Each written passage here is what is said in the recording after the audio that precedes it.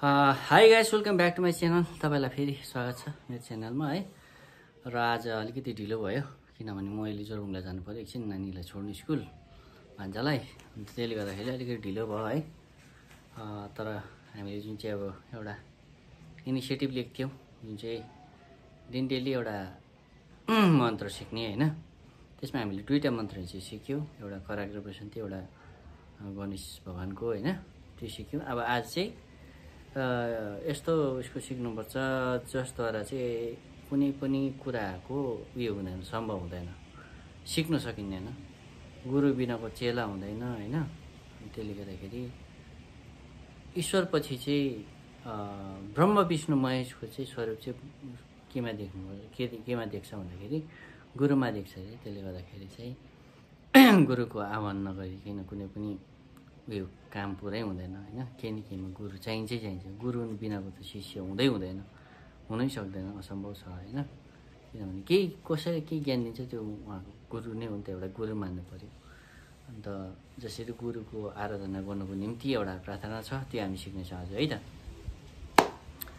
र ओम गरेर चाहिँ तपाईँको आज कस्तो हुन्छ भन्दाखेरि त्यो चाहिँ प्रार्थना सुन्नुहोस् है राम्रोसँगले।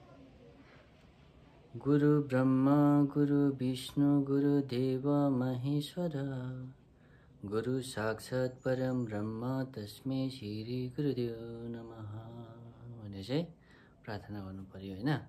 फेरि भन्छु है, गुरु ब्रह्मा गुरु विष्णु गुरु देव महेश्वर गुरु साक्षात् परम ब्रह्म तस्मै श्री गुरुदेव नमः भन्नुको तात्पर्य चाहिँ यही नै हो कि गुरु नै ब्रह्मा हो, गुरु नै विष्णु, गुरु नै देव, गुरु नै महेश होइन। शङ्कर भगवान पनि गुरु नै हो। अनि गुरु ब्रह्मा गुरु विष्णु गुरु देव महेश्वर गुरु साक्षात् परम ब्रह्म नै हुन्छ होइन।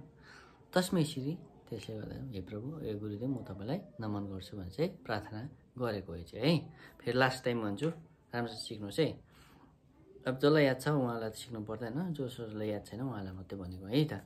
आजको तेस्रो मन्त्र हामीले सिक्दैछौँ गुरुलाई।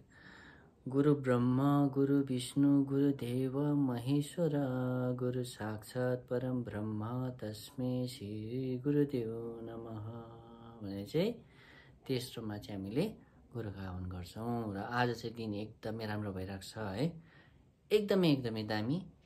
सुक्खा हावा चलिरहेको, हावा त अलिक जोडले चलिरहेको छ, तर पनि अब त्यो एउटा चल्नै पर्ने हो होइन। र गरम पनि हल्का बढ्नु थाल्यो। अहिले बेलुका याद हुँदै होला तपाईँहरूलाई, सिरक हल्का फ्याँक्नु थाल्नु भएन, मैले त फ्याँक्नु थालेँ हो। अन्त यसरी नै हुँदैछ, राम्रै हुँदैछ, दिनहरू एकदम राम्रो बित्दैछ। तपाईँहरूकोमा आज प्रथम दिन सोमबार मान्छ हामी हप्ताको होइन।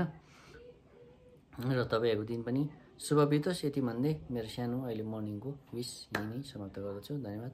र अहिले दिउँसो के हुन्छ, इभेन्ट के कसो हुन्छ होइन, अनएक्सपेक्टेड त के हुन्छ तपाईँहरूसँग टचमै हुन्छ नि त ल।